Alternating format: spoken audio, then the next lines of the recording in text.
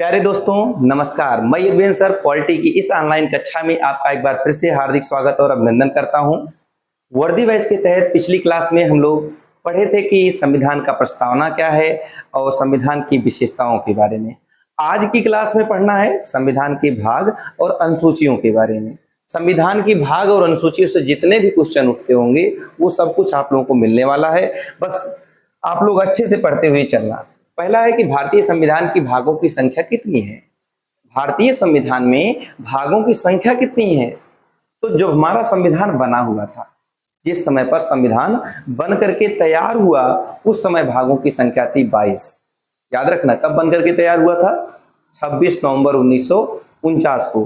तो 26 नवंबर 1949 को भागों की संख्या थी 22। लेकिन वर्तमान में भागों की संख्या कितनी है? क्या अभी भी वही है? नहीं। अब पूछा जाए वर्तमान में भागों की संख्या कितनी है, तो 25 हो चुकी है। कहोगे सर कैसे 25 हो गई है? गणना की दृष्टि से कितने भाग हैं? तो गणना की दृष्टि से पूछा जाएगा तब भी भाग लगाना है 25। या पूछा जाए वर्तमान समय में भागों की संख्या कितनी है, तो 25। ठीक है, दोनों का आंसर 25 ही होगा। अब कहोगे सर 25 कैसे होंगे? 22 तो थे पहले, इन्हीं 22 में ABCD या काखा गाघा जोड़ दिया गया है, अलग से नहीं।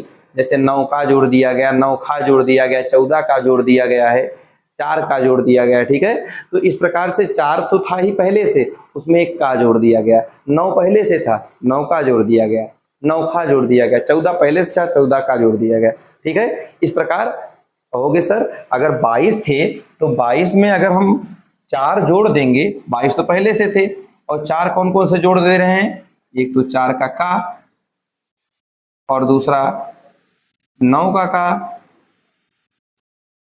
और तीसरा 9 का खा और तीसरा 14 का। अगर ये चारों जोड़ दिए तो 22 और 4 कितने हो जाएंगे? 26 हो गए ना।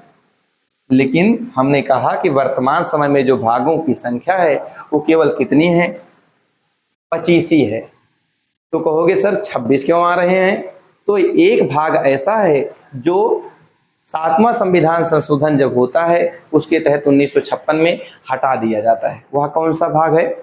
7वां संविधान संशोधन द्वारा जिस भाग को हटाया जाता है वह भाग भी 7वां है। तो याद रखना, 7 से 7वां, 7 से 7, 7 से हटा दिया गया उसे। ठीक है, तो 7वें संविधान संशोधन द्वारा 7वें भाग को निरसित कर दिया गया, निकाल दिया गया। तो याद रखना, तो इसी में से एक कम हो जाता है तो भागों की संख्या कितनी बचती है बच्चे? एक कम कर दो अगर, तो भागों की संख्या बचेगी 25। तो अब प्रश्न आएगा अगर कि मूल संविधान में भागों की संख्या कितनी थी, तो कहोगे 22 भाग थे सर। अगर प्रश्न आएगा वर्तमान समय में भागों की संख्या कितनी है, तो कहोगे सर वर्तमान समय में भागों की संख्या है 25। गणना की दृष्टि से भागों की संख्या कितनी है, तो कहोगे गणना की दृष्टि से भी सर भाग कितने हैं? 25 ही हैं। ठीक है, क्लियर हो गया। अब ये भी पूछा जा सकता है 4 नए कौन कौन से जोड़े गए? 4 का, 9 का, 9 खा और 14 का। अभी उसके बारे में हम बहुत अच्छे से आपको बताएंगे। तो यहाँ पर 7वां देखिए भाग हटा दिया गया है, किस संविधान संशोधन द्वारा? 7वें संविधान संशोधन द्वारा 1956 में हुआ था। और मूल संविधान में भागों की संख्या कितनी है? 22, वर्तमान में 25। बहुत अच्छे से इसे रेडी करना, क्योंकि यहाँ से प्रश्न उठता ही उठता है आपके पेपर में। ठीक है, तो चलो आगे देखते हैं। भारतीय संविधान के माध्यम से जोड़े गए भाग, जो मैंने कहा 4 भाग अलग से जोड़े गए हैं, वो कौन कौन से हैं? भाग 4 का 42वां संविधान संशोधन द्वारा जोड़ा गया। भाग 9 का इसे जोड़ा गया। भाग 9 का में क्या है? भाग 9 का में है नगर पालिका। इसे जब पढ़ेंगे 74वां संविधान संशोधन 1992 उसके द्वारा जोड़ दिया गया। भाग 9 का के बाद 9 खा आता है, इसे 97वां संविधान संशोधन लाया गया 2011 में, उसके द्वारा जोड़ा गया। और उसके बाद भाग 14 आता है। भाग 14 के काम में अधिकरण का वर्णन है, इसे 42वें संविधान संशोधन 1976 के माध्यम से जोड़ा गया। एक बार फिर से आप लोग देखो बार बार देखो, जब तक ना आ जाए तब तक देखो। ठीक है, तो देखिएगा पहला है भाग 9 का। भाग 9 का क्या है? मूल कर्तव्य। किस चीज का वर्णन है इसमें? भाग 9 का में मूल कर्तव्य है। भाग 9 का कह रहा हूं, भाग 4 का। भाग 4 का क्या है, मूल कर्तव्य, 42वें संविधान संशोधन द्वारा इसे जोड़ा गया 1976 में। भाग 9 का क्या है, नगर पालिका। भाग 9 खा क्या है, सहकारी समितियां। भाग 14 का क्या है, ट्रिब्यूनल या प्राधिकरण है। ठीक है, तो देखिएगा जो भाग 4 का मूल कर्तव्य जोड़ा गया है 42वें संविधान संशोधन अधिनियम 1976 के माध्यम से जोड़ा गया है। भाग 9 खा जो जोड़ा गया इसमें नगर पालिका है, और नगर पालिका को किसके द्वारा जोड़ा गया है, 74वां संविधान संशोधन अधिनियम 1992 के द्वारा। वहीं अगर भाग 9 खा आता है, भाग 9 खा में सहकारी समितियां हैं, सहकारी समितियों को किस संविधान संशोधन द्वारा जोड़ा गया, 97वां संविधान संशोधन। और कब आया था संविधान संशोधन, 2011 में आया था। अगर बात करें भाग 14 का में क्या है, भाग 14 का में अधिकरण है या ट्रिब्यूनल है, इसको 42वें संविधान संशोधन 1976 के माध्यम से इसको जोड़ा गया। तो ये तो 4 हो गए जो जोड़े गए हैं। अब 22 भाग जो है उनको भी पढ़ना अच्छे से, तो उधर अब बढ़ते हैं 22 भाग की तरफ। तो संविधान के प्रमुख भाग 1 से 10 पहले देखिए। भाग 1 क्या कहता है, भाग 1 कहता है कि भारत संघ है, तो भारत संघ में क्या क्या है, भारत संघ में 28 राज्य हैं, जितने यूनियन टेरिटरी हैं वो हैं, और अर्जित किए गए क्षेत्र हैं। तो भाग 1 क्या कहता है, संघ और उसके राज्य क्षेत्र के बारे में, इस संघ के अंतर्गत कौन आते हैं और राज्य क्षेत्र के अंतर्गत कौन आते हैं। समझिएगा, संघ के अंतर्गत केवल 28 राज्य आते हैं, वहीं राज्य क्षेत्र के अंतर्गत 28 राज्य भी आते हैं, यूनियन टेरिटरी भी आते हैं, और जो क्षेत्र शामिल किए गए हैं वो भी आते हैं। तो बताइए संघ हुआ बड़ा कि राज्य, संघ में तो केवल 28 राज्य ही है ना, जबकि राज्य क्षेत्र में 28 राज्य, 8 यूनियन टेरिटरी, और कहीं से कोई क्षेत्र शामिल किया गया तो वो भी है, तो बड़ा कौन हुआ, राज्य क्षेत्र। तो ऐसे भी अगर प्रश्न आ जाए कि दोनों में दीर्घ रूप किसका है, तो संघ का नहीं है, उसके राज्य क्षेत्र का है, क्योंकि उसमें सब कुछ शामिल है। ठीक है, ऐसे भी याद रखना। तो भाग 1 क्या है, संघ और उसके राज्य क्षेत्र का वर्णन किया गया है। आगे बात करें भाग 2, भाग 2 में क्या है, नागरिकता, सिटीजनशिप के बारे में बताया गया। भाग 2 में डायरेक्ट ऐसे क्वेश्चन पूछेगा, भाग 1 में किस चीज का वर्णन है, या पूछ लेगा कि संघ और उसके राज्य क्षेत्र का वर्णन संविधान के किस भाग में है, ऐसे ही प्रश्न आते हैं। दूसरा क्वेश्चन है, दूसरा दिया है भाग 2, भाग 2 में क्या है भैया, नागरिकता है। भाग 3 की बात करें तो भाग 3 में क्या है, मूल अधिकार। वहीं भाग 4 में क्या है, राज्य के नीति निर्देशक तत्व के बारे में वर्णन कहां पर है, भाग 4 में है। तो एक भाग 4 का जोड़ा गया था इसी के बाद मूल कर्तव्य 42वां संविधान संशोधन 1976 के माध्यम से। 5 में क्या है, भाग 5 में संघ सरकार, संघ संसार के अंतर्गत क्या, संघ की न्यायपालिका, संघ की कार्यपालिका। न्यायपालिका क्या है, संघ की सर्वोच्च न्यायालय ना, तो कार्यपालिका, न्यायपालिका, और संघ की विधायिका जिसे संसद कहते हैं, और सीएजी, ये सब का वर्णन कहां पर हो जाएगा, भाग 5 में हो जाएगा। वहीं भाग 6 में क्या है, अगर यहाँ संघ है तो संघ के बाद क्या आएगा, राज्य आएगा। तो भाग 6 में किस चीज का वर्णन है, राज्य का वर्णन है। राज्य में क्या क्या आएंगे, विधानमंडल आएंगे, उनका वर्णन होगा, उच्च न्यायालय आएगा, उनका वर्णन होगा, और अधीनस्थ न्यायालय आएंगे, उनका वर्णन होगा। Is that clear. तो भाग 6 में ये है। 7 को तो मैंने बताया निकाल दिया गया 7वां संविधान संशोधन 1956 के माध्यम से, 7वां को हटा गया, 7 भाग को हट गया, 7 के एक छूट गया, 6 के बाद 7 निश्चित हो चुका है, 8वां आ जाता है। भाग 8 में क्या बताया गया है, यूनियन टेरिटरी। भाग 5 में संघ, भाग 6 में राज्य, और भाग 7 तो निश्चित है, भाग 8 में क्या हो जाएगा, यूनियन टेरिटरी। तो यूनियन टेरिटरी मतलब संघ राज्य क्षेत्र के बारे में बताया गया, जो केंद्र शासित प्रदेश है उनके बारे में भाग 8 में बताया गया। भाग 9 में क्या है, पंचायत। पंचायत याद रखना, 2 में कंफ्यूजन होता है, एक अनुसूची 11 में भी पंचायत का वर्णन है, बच्चे इसी में कंफ्यूज होते हैं। अनुसूची 11 को भाग 9 समझ बैठते हैं, और भाग 9 को अनुसूची 11 समझ बैठते हैं। तो अब याद रखना, भाग 9 में क्या है, भाग 9 में है पंचायत। अनुसूची 11 में भी पंचायत है, लेकिन वो अनुसूची है, दोनों में कंफ्यूजन होगा। अब याद रखना, अनुसूची 11 में है पंचायत, और भाग अगर पूछा जाएगा तो भाग 9 में है पंचायत, क्योंकि भाग 9 में पंचायत है। 9 का भी जोड़ा गया इसी के तहत, पढ़े थे ना, नगर पालिका। भाग 9 का नगर पालिका इसे 74वां संविधान संशोधन द्वारा जोड़ा गया था 92 के माध्यम से। उसके बाद भाग 9 खा भी जोड़े गए थे, सहकारी समितियों का जो था 97वां संविधान संशोधन अधिनियम 2011 के माध्यम से। अच्छा, भाग 9 हो गया, भाग 10 पे आइए। भाग 10 में क्या है? भाग 10 में अनुसूचित जाति और अनुसूचित जनजाति का वर्णन किया गया है। हाँ भैया, ये कहाँ से कहाँ तक वर्णन है इसका ये भी पूछा जाता है कि ये कहाँ से कहाँ तक वर्णित है। तो अनुच्छेद 244 से लेकर 244 का तक इसका वर्णन किया गया है भाग 10 का। अगला भाग आता है भाग 11। ऐसे ही आपसे भाग तैयार होने चाहिए, भाग से ऐसे ही प्रश्न आएंगे, इसे अच्छे से रट लेना, ये आपके जुबान पर होना चाहिए। भाग और अनुसूची आपके जुबान पर होगा तभी काम चलने वाला है, क्योंकि इससे पेपर में प्रश्न आते ही आते हैं। ठीक है भैया, तो अब देखिए भाग कौन सा आता है अगला? 11। भाग 11 में क्या है? केंद्र संबंध। भाग 12 में क्या है? इसमें भी केंद्र संबंध। हो गया हो सर, इसमें अंतर क्या है? भाग 11 में भी केंद्र संबंध और भाग 12 में भी केंद्र संबंध, तो अंतर क्या है? तो याद रखना, जो भाग 11 में केंद्र संबंध है इसमें केवल प्रशासनिक और विधायी संबंध दिया गया है, और भाग 12 में वित्तीय संबंध के बारे में है, फाइनेंस के बारे में है। ठीक है, तो यही एक छोटा सा अंतर है कि भाग 11 कहता है विधायी और प्रशासनिक संबंध के बारे में, वही भाग 12 कहता है वित्तीय संबंध के बारे में। ये भी पॉइंट याद हो गया होगा। अगला भाग आता है 12 के बाद भाग 13। भाग 13 में क्या है?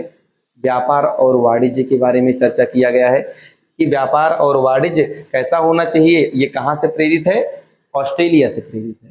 भाग 13 हो गया। भाग 14 में क्या है? बहुत ही इंपॉर्टेंट, पेपर में कई बार आया हुआ, और क्या है भाग 14 में? संघ राज्य सेवा आयोग की स्थापना करना। मतलब यूपीएससी और यूपीपीएससी, ये दोनों जो सेवाएं होती हैं उनका वर्णन कहाँ पर किया गया है? भाग 14 में किया गया है। भाग 15 में क्या है? निर्वाचन, इलेक्शन के बारे में बताया गया है। वहीं भाग जब 16 की चर्चा करते हैं तो कुछ विशेष वर्गों के लिए विशेष प्रावधान किए गए हैं, उनका भाग 16 में है। कौन से वर्ग? एससी वर्ग, एसटी वर्ग, ओबीसी वर्ग, और जितने भी आंग्ल भारतीय समुदाय हैं उनके बारे में, एंग्लो इंडियंस के बारे में यहाँ पर वर्णन किया गया है भाग 16 में। भाग 17 क्या है? इसका अनुच्छेद भी पूछा जाता है। भाग 17 में राजभाषा का वर्णन है। जो राजभाषा है उसका वर्णन भाग 17 में है, और कहाँ से कहाँ तक है? 343 से लेकर 351 तक राजभाषा का वर्णन है। भाग 18 की बात करें, आपात उपबंध है। भाग 19 में बात करें, प्रकीर्ण के बारे में है, विविध के बारे में है। भाग 20 बहुत इंपॉर्टेंट, जो मैं इंपॉर्टेंट कहूँ वो जान लेना, पेपर में आया हुआ है, उसे जरूर तैयार कर लेना, अन्यथा अभी लापरवाही हो जाएगी तो पेपर में आप लोग चूक जाओगे, तो क्या फायदा है उस चूक को करने से। अभी अगर ये वर्दी बैच आपको फ्री ऑफ कॉस्ट दिया जा रहा है तो इसका अच्छे से बेनिफिट उठाइए। ये मत सोचिए कि ये फ्री में है। फ्री में आपको वो कंटेंट देने की कोशिश कर रहा हूँ कि जो आप लोगों को फ्री में नहीं मिलेगा यूट्यूब पर। बस इसको अच्छे से लीजिए, और मुझे कब खुशी होगी जब आप लोग हमारे इस फ्री कंटेंट को भी ज़्यादा से ज़्यादा बच्चों तक पहुंचाओगे। मुझे लगेगा कि जो मैं फ्री कंटेंट दे रहा हूं ज़्यादा से ज़्यादा बच्चे इसको देख रहे हैं और उन्हें बेनिफिट हो रहा है, तभी मुझे खुशी होगी। इसलिए अभी तक अगर आप शेयर नहीं किए हो तो शेयर कर दीजिए वीडियो को, और लाइक कर दीजिए, और कमेंट बॉक्स में ज़रूर बताइए कि आपको कैसा लग रहा है क्लास। सब्सक्राइब तो कर ही लिए होंगे आप चैनल को। तो चलिए आगे देखिए, भाग 20 के बारे में संविधान संशोधन की प्रक्रिया दी गई है। संविधान संशोधन होता क्या है, जिसका वर्णन अनुच्छेद 368 में है, उसके बारे में भाग 20 में है। भाग 21 में कोई अस्थायी संक्रमणकालीन परिस्थितियां आ जाए तो उस समय पर विशेष उपबंध अगर कोई बनाए जाए तो वो है भाग 21 में, 371 अनुच्छेद में इसका वर्णन है। और भाग 22 लास्ट वाला भाग जो 22 आता है उसमें संक्षिप्त नाम, प्राधिकृत पाठ और निरसन के बारे में है। इस प्रकार से 22 भाग और 4 जो जोड़े गए, अच्छे से देख लिए। आप कहोगे सर अगर 2 मिनट में फास्ट ट्रैक रिवीजन आप करा देते तो बहुत ही अच्छा होता। तो चलो देख लेते हैं। भाग 1 संघ और उसके राज्य क्षेत्र, भाग 2 नागरिकता, भाग 3 मूल अधिकार, भाग 4 डीपीएसपी राज्य के नीति निर्देशक तत्व, भाग 4 का मूल कर्तव्य, भाग 5 संघ सरकार, भाग 6 राज्य सरकार, भाग 7 हटा दिया गया, भाग 9, भाग 8, भाग 7 के बाद क्या आएगा? भाग 8। भाग 8 में क्या हो जाएगा? यूनियन टेरिटरी के बारे में, क्योंकि भाग 5 में संघ, भाग 6 में राज्य और भाग 7 में हटा दिया गया। भाग 8 यूनियन टेरिटरी, भाग 9 ग्राम पंचायत, पंचायत के बारे में है। 9 का नगर पालिका, 9 खा सहकारी समितियां। भाग 10 में किस चीज के बारे में है कि जो SC ST हैं उनके लिए विशेष उपबंध कहाँ पर किया गया है, SC ST के लिए विशेष उपबंध भाग 10 में किया गया है। भाग 10 के बाद भाग 11 आता है। 11 में क्या है, केंद्र राज्य संबंध के बारे में बताया गया है। भाग 12 में केंद्र राज्य संबंध उसके बारे में बताया गया। भाग 11 जो केंद्र राज्य संबंध है उसमें क्या है, केंद्र राज्य संबंध, उसमें प्रशासनिक और विधायी संबंध है। भाग 12 में क्या है, भाग 12 में है उसमें भी केंद्र राज्य संबंध, लेकिन उसमें कैसा संबंध है, उसमें केवल वित्तीय संबंध है। भाग 12 के बाद भाग 13 आता है, व्यापार और वाणिज्य के बारे में बताया गया है। भाग 13 के बाद भाग 14 आता है, इसमें UPSC का वर्णन किया गया है कि जो यूपी PCS का एग्जाम होता है या किसी भी स्टेट PCS का एग्जाम होता है या UPSC का एग्जाम होता है, ये भाग 14 में है। भाग 14 का पढ़े थे कि आप प्राधिकरण के बारे में बताया गया है भाग 14 का में, ठीक है। उसके बाद भाग 14 के बाद पढ़े थे भाग 15 में निर्वाचन के बारे में बताया गया। भाग 16 के बारे में बताया गया है कुछ विशेष वर्गों के लिए विशेष आरक्षण या सुविधाएं प्रदान करने की बात। कैसे समुदाय, जो SC हैं, ST हैं, OBC हैं और आंग्ल भारतीय समुदाय हैं। भाग 17 राजभाषा का वर्णन है। भाग 18 आपात उपबंध है।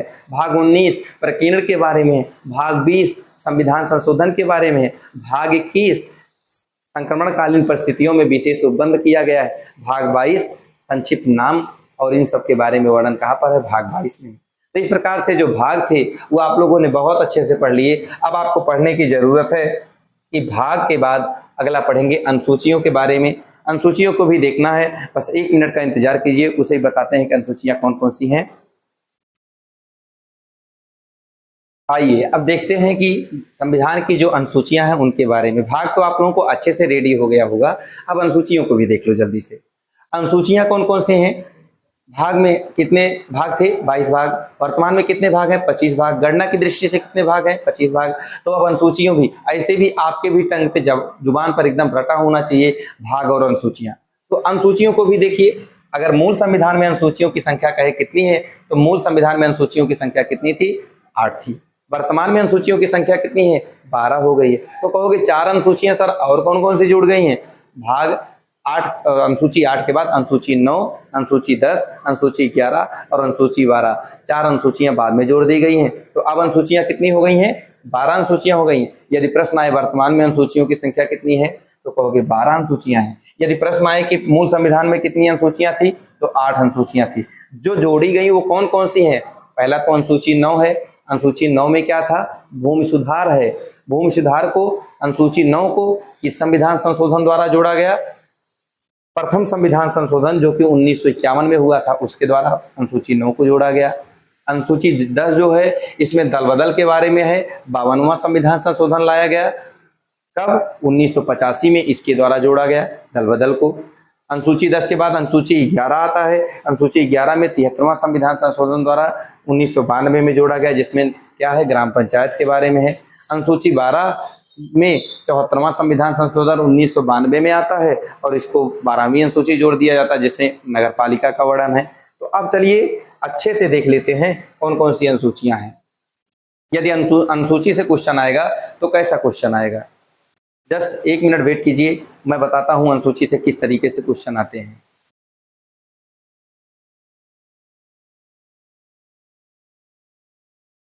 चलिए अब अनुसूची को देखते हैं। अनुसूची 1 में क्या है, राज्य एवं संघराज्य क्षेत्र के बारे में है।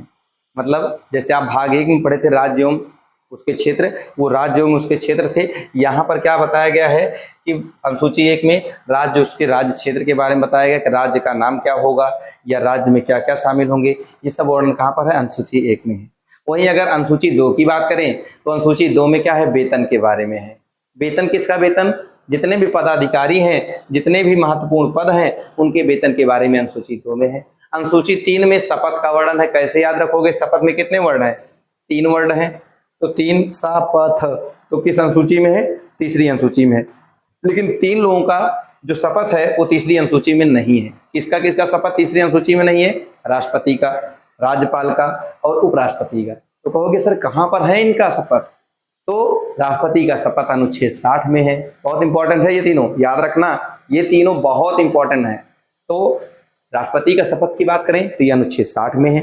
वहीं उपराष्ट्रपति के शपथ की बात करें तो अनुच्छेद ये 69 में है। वहीं अगर राज्यपाल के शपथ की बात करें तो 159 आर्टिकल में है। तीनों का याद रखना बच्चे। शपथ तीसरी अनुसूची में है, राष्ट्रपति का अनुच्छेद 7, उपराष्ट्रपति का अनुच्छेद 69 और राज्यपाल का 159 आर्टिकल में है।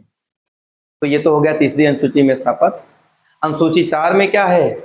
राज्यसभा के सीटों का बंटवारा। अनुसूची 4 में क्या है? राज्यसभा के सीटों का बंटवारा। ये किस अनुसूची में है? अनुसूची 4 में है कि राज्य का हित प्रभावित होने के कारण विशेष बहुमत। अब थोड़ा सा देखिए यहाँ पर क्या कह रहा है, विशेष बहुमत से 7 संशोधन किया जाना अनिवार्य होगा। इसका मतलब क्या है? थोड़ा सा इससे भी क्वेश्चन आता है। कैसे? जो अनुसूची 1 पढ़े, अनुसूची 2 पढ़े, अनुसूची 1 और 2 में अगर संशोधन करना होगा तो साधारण बहुमत से संशोधन हो जाएगा। इसके लिए किसी विशेष बहुमत की जरूरत नहीं होती है, सिंपल मेजॉरिटी से हो जाता है। लेकिन वहीं अगर अनुसूची 4 में कोई परिवर्तन करना हुआ तो उसके लिए विशेष बहुमत की जरूरत होगी। मतलब अनुसूची 1 और 2 को साधारण बहुमत से संशोधित किया जा सकता है, बाकी अनुसूचियों को कैसे संशोधित करोगे? विशेष बहुमत से संशोधित करोगे। ऐसा भी पेपर में क्वेश्चन आ सकता है, किस अनुसूची को साधारण बहुमत से संशोधन किया जाता है? तो पहली और दूसरी को। किसको विशेष बहुमत से संशोधित किया जाता है? अनुसूची 4 को। 4 में क्या है? राज्यसभा की सीटों का बंटवारा है। ओके, ऐसे ही रेडी करिए, इसी तरीके से आपको तैयार होगा, और कोई तरीका नहीं है। और पेपर में ऐसे ही आते हैं, बहुत ज्यादा कुछ नहीं पूछा जाता है, पूछा थोड़ा ही जाता है, बस आपको करना होता है क्वेश्चन को। बहुत डीप नहीं जाएंगे ना, बहुत डीप पूछा भी जाता है इससे। तो जितना आता है पेपर में उतना आप लोग करते हुए चलो और सब कुछ रेडी हो जाएगा। ठीक है, कर हर मैदान फतेह, तो वही आप लोगों को भी करना है, पढ़ते हुए चलना है, सब कुछ तैयार हो जाएगा देखते ही देखते। ठीक है, अगला देखिए अनुसूची 5। अनुसूची 5 जो है वो किससे संबंधित है कि 4 राज्य का नाम याद रखना, बहुत शॉर्ट ट्रिक में है। ATMM। ए से क्या हो जाएगा? असम, टी से त्रिपुरा, एम से मेघालय और मिजोरम। असम, त्रिपुरा, मेघालय और मिजोरम, ये जो चारों हैं, असम, त्रिपुरा, मेघालय और मिजोरम, इन चारों क्षेत्रों को छोड़ दो, बाकी जो हमारे और जगह है भारत में, जितने राज्य हैं, वहां के अनुसूचित जाति और जनजाति का देखभाल और उनका प्रशासन और उनका नियंत्रण करने का अधिकार जो दिया गया है वो किस अनुसूची के तहत दिया गया है? अनुसूची 5 के तहत दिया गया है। ठीक है, अनुसूची 5 समझ में आ गया कि 4 राज्यों को छोड़ दो, असम, त्रिपुरा, मेघालय और मिजोरम। याद रखना इसमें मणिपुर नहीं है। अरे मणि तो कहाँ होती है? वो तो नागिन के पास होती है, अनुसूची में कहाँ से आ जाएगी? ठीक है, तो मणि इसमें शामिल नहीं है, मणिपुर नहीं शामिल है। मणि कहाँ है? मणि तो नागिन के पास में है। ठीक है, अनुसूची 5 हो गया। अनुसूची 6 में जस्ट उल्टा कर दो, यही 4 क्षेत्र ले लो, असम, त्रिपुरा, मेघालय और मिजोरम। इन 4 क्षेत्रों के अनुसूचित जाति और जनजाति का जो वर्णन किया गया है, उनके प्रशासन के बारे में, ये कहाँ पर है? अनुसूची 6 में। तो 5, 6 याद हो गया। फिर से एक बार देखो सारी अनुसूचियां जहां तक पढ़े हो। अनुसूची 1 संघ और उसके राज्य क्षेत्र का वर्णन, अनुसूची 2 वेतन और भत्ते, अनुसूची 3 शपथ, अनुसूची 4 राज्यसभा की सीटों का बंटवारा, अनुसूची 5 असम, त्रिपुरा, मेघालय और मिजोरम को छोड़कर सभी क्षेत्रों के अनुसूचित जाति और जनजातियों के वर्णन। अनुसूची 6 में क्या है कि जो 4 क्षेत्र को हैं, असम, त्रिपुरा, मेघालय और मिजोरम, वहां के प्रशासन का वर्णन है अनुसूची 6 में। अच्छा, आगे देखिएगा अनुसूची 7 क्या है? अनुसूची 7 कहता है कि शक्तियों का विभाजन। किसकी शक्तियों का विभाजन? संघ की, राज्य की, समवर्ती सूची की। तो जो शक्तियों का, सरकार की शक्तियों का विभाजन किया गया, 3 भागों में बांटा गया। एक संघ सूची बांट दिया गया, एक समवर्ती सूची और एक राज्य सूची। आइए अब आगे देखते हैं कि इस 7वीं सूची की जो पढ़े अभी हम लोग, उसके बारे में कि पूछा जाता है कौन सा विषय संघ सूची का है और कौन सा विषय राज्य सूची का है और कौन सा विषय समवर्ती सूची का है। ऐसे भी क्वेश्चन आते हैं, तो उनके बारे में जब पूछा जाएगा संघ सूची का विषय, राज्य सूची का विषय और समवर्ती सूची का कौन कौन सा विषय है, तो कैसे करेंगे? संघ सूची का विषय याद करने का सबसे अच्छा तरीका है कि जो सेंट्रल के जो सेंट्रल गवर्नमेंट काम करती है वो संघ सूची के, जो स्टेट गवर्नमेंट काम करती है वो राज्य सूची के, और दोनों काम करते हैं वो समवर्ती सूची के। सेंट्रल गवर्नमेंट कैसे काम करती है हमारे साथ साथ समझिएगा। जैसे रेडियो कहो या टेलीविजन कहो, ये पूरे भारत स्तर पर प्रसारित होता है ना, तो इसलिए ये संघ सूची का हो गया। डाक कहो, इंडियन डाक पोस्ट होता है ना, तो पोस्ट ऑफिस क्या होता है, इंडियन होता है, सेंट्रल का होता है, इसलिए इसको डाक पोस्ट भी संघ का हो जाएगा। शेयर मार्केट पूरे भारत स्तर पर होता है, इसलिए ये भी संघ का हो जाएगा। बैंकिंग एवं जनगणना, जनगणना भी पूरे भारत की ही होती है, बैंकिंग सेंट्रल गवर्नमेंट का एग्जाम होता है ना, इसलिए ये भी हो जाएगा। आगे बात करें रेलवे, रेलवे तो होता ही है इंडियन रेलवे, तो संघ का हो जाएगा। निगम कर और वैदेशिक मामले, वैदेशिक मामले कैसे बताओ, अगर किसी देश से संधि करनी होती है कौन कराता है, राष्ट्रपति, और राष्ट्रपति किस गवर्नमेंट का है, सेंट्रल, तो इस प्रकार से वैदेशिक मामले भी सेंट्रल का। अब स्टेट का भी इसी तरह से देखिए, स्टेट में स्वच्छता, स्वच्छ भारत मिशन या सफाई मंत्री की नियुक्ति, ये सब कौन करता है, कोई स्टेट ही तो करता है। कृषि, खेती का जो जुड़ा मामला होता है, अलग अलग राज्य अलग अलग योजनाएं निकालती है कृषि के क्षेत्र में, तो राज्य स्तर पर होता है, इसीलिए ये राज्य सूची का विषय है। भूमि सुधार, भूमि सुधार जैसे किसी राज्य की सीमा में परिवर्तन करना हुआ, वो भी राज्य सूची में ही है। प्रति व्यक्ति आय, रेलवे पुलिस और पुलिस, जैसे पुलिस क्या होता है, यूपी पुलिस की तैयारी करते हो ना, यूपी पुलिस की तैयारी करते हो ना, तो यूपी की पुलिस है, एक स्टेट की पुलिस है, इसलिए यूपी पुलिस या प्रति व्यक्ति सॉरी अदर कोई भी पुलिस हो, ये सब होते हैं किसके, राज्य सूची के विषय। वहीं कारागार आ जाए, गैस आ जाए, ये भी राज्य सूची का विषय है। आगे समवर्ती सूची में कौन कौन से, जो दोनों जगहों पर होते हैं, आर्थिक नियोजन, आपराधिक मामले, सीआरपीसी और आईपीसी दोनों जगहों पर लागू है, चाहे वो हाई कोर्ट हो स्टेट स्तर पर और चाहे वो सुप्रीम कोर्ट हो सेंट्रल स्तर पर, दोनों जगहों पर लागू है। तो आपराधिक मामले भी गोद लेना, विवाह करना और विवाह विच्छेद करना और परिवार नियोजन, ये सब इसी में है। मैंने बताया था शिक्षा और वन भी समवर्ती सूची में है। 5 विषय ऐसे हैं जो कि इसमें अब इसको राज्य सूची से उठा करके समवर्ती सूची में रख दिया गया है। वो कौन कौन से हैं, शिक्षा, वन, वन जीव, मापतोल और न्याय प्रशासन, ये पांचों विषय किस संविधान संशोधन द्वारा हटाए गए या जोड़े गए इसमें समवर्ती सूची में, 42वां संविधान संशोधन 1976 के माध्यम से ऐसा किया गया।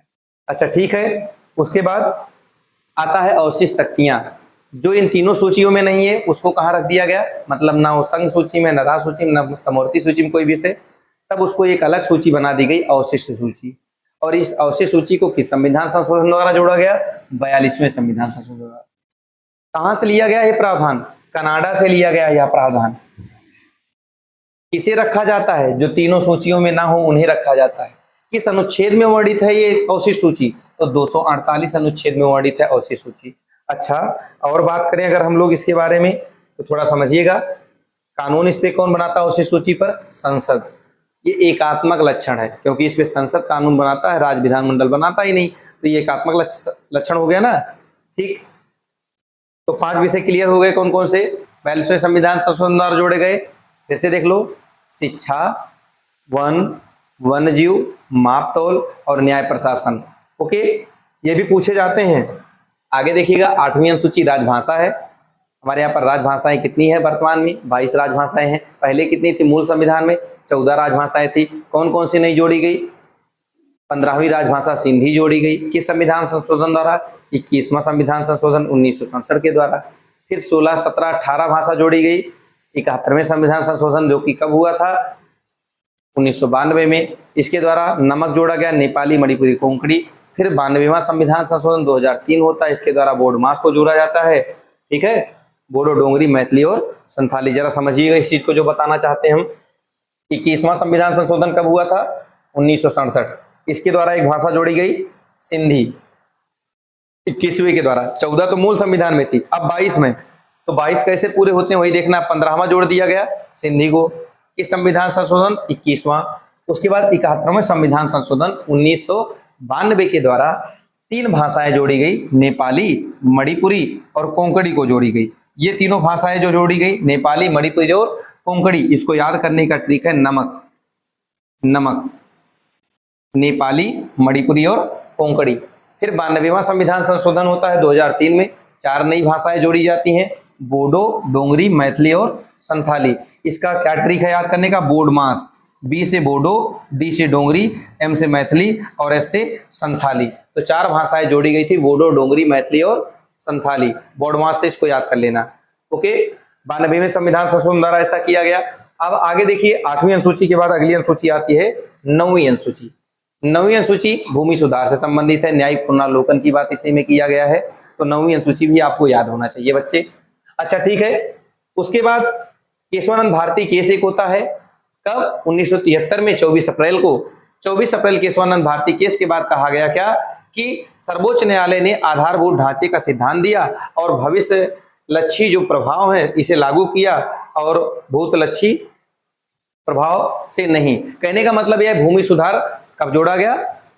अनुसूची 9 में। या केशवानंद भारती ने क्या दिया? मूल ढांचे का सिद्धांत दिया। कब दिया? 24 अप्रैल 1973 में दिया। सबसे बड़ी पीठ अभी तक की यही है। ठीक है, आगे आए, एक वामन राव केस हुआ 24 अप्रैल 1973 में। इसके बाद 9वीं अनुसूची में डाले गए कानून को न्यायिक परीक्षण किया जा सकता है। एक वामन राव केस जो आया था 1973 में, इसमें कहा गया कि अब जो भूमि सुधार वाले केस रहेंगे उसका न्यायिक पुनरीक्षण किया जा सकता है यदि वे आधारभूत ढांचे के विपरीत हैं। अगर वो आधारभूत ढांचे के सिद्धांत को फॉलो नहीं करते हैं तो जो भूमि सुधार किया गया है उसको लैप्स कर दिया जाएगा। ठीक है, उसकी जांच होगी, न्यायिक परीक्षण होगा, अगर गलत होगा तो उसे रद्द किया जा सकता है। किस केस में कहा गया ये बात? ये भी आ सकता है पेपर में, तो याद रखना किस केस में ये कहा गया है? वामन राव केस 1981 में ऐसी बातें कही गई थी। चलो आगे देखिए, 10वीं 11वीं और 12वीं अनुसूची 9वीं से जोड़ी गई थी। अब देखो 10वीं 11वीं 12वीं, तो 10वीं अनुसूची क्या है? दल बदल। किस संविधान संशोधन? 52वां संविधान संशोधन कब आया था? 52वां संविधान संशोधन आया था 1985 में। दल बदल 52वां संविधान संशोधन, दल बदल किस पे लगता है? जो लोग रूल्स फॉलो नहीं करते हैं उन पे लगाया जाता है, अयोग्यता के आधार पर, सदस्यों की अयोग्यता होने पर तब उन पे दल बदल कानून लग जाता है। 10वीं अनुसूची हो गया। 11वीं अनुसूची पंचायत के बारे में है, इसमें 29 विषय शामिल हैं। इसको किस संविधान संशोधन द्वारा? 73वें संविधान संशोधन द्वारा जोड़ा गया है। ठीक है ना, कितने विषय हैं इसमें? 29 विषय हैं। अगला 12वीं अनुसूची आता है नगर पालिका। नगर पालिका के बारे में बताया गया, इसमें विषयों की संख्या कितनी है? 18 विषय। दोनों के विषय याद रखना, पूछा गया पेपर में है कि जो 11वीं अनुसूची है पंचायत, इसमें कितने विषय हैं? 29 विषय। जो नगर पालिका है इसमें विषयों की संख्या 18 है। ठीक है, और इसको किस संशोधन द्वारा जोड़ा गया? 74वां संविधान संशोधन। कब आया था? 1992 में ही आया हुआ था। ठीक है, तो जो अनुसूचियां थी उन्हें भी सब देख लिए और जितने आपके भाग थे उन्हें देख लिए। बहुत अच्छे से आप लोग क्लास किए और पूरी क्लास अगर अच्छी लगी हो तो सेशन को लाइक कर दो, शेयर कर दो, सब्सक्राइब कर दो। ये वर्दी बैच आप लोगों को सारे सब्जेक्ट के लिए चल रही है। सारा सब्जेक्ट का प्लेलिस्ट में जाइएगा और अलग अलग सब्जेक्ट के टीचर अलग अलग सब्जेक्ट को पढ़ा रहे हैं। इसी जोशो अंदाज के साथ, इसी तरीके जैसे मैं मैटर आप लोगों को पढ़ाया, कुछ भी नहीं छोड़ा, ऐसे सारे टीचर आप लोगों को पढ़ा रहे हैं। तो प्लेलिस्ट में जाइए और सारे प्लेलिस्ट ओपन कीजिए और देखिए वर्दी बैच में फ्री ऑफ कॉस्ट कितना सबको दिया जा रहा है। लेकिन मुझे मजा कब आएगा? मुझे मजा तब आएगा जब मैं जो चीजें फ्री में भी दे रहा हूं और ये ज्यादा से ज्यादा बच्चे देखें, तभी मैं मोटिवेट हूंगा और तभी मुझे मजा आएगा। तो इसलिए बच्चे, अगर अभी तक आप शेयर नहीं किए हो सेशन को तो एक बार शेयर कर दो और लाइक कर दो और सब्सक्राइब कर लो चैनल को। ठीक है, चलते हैं, मिलते हैं कल फिर इसी टाइम पर। जय हिंद, जय भारत।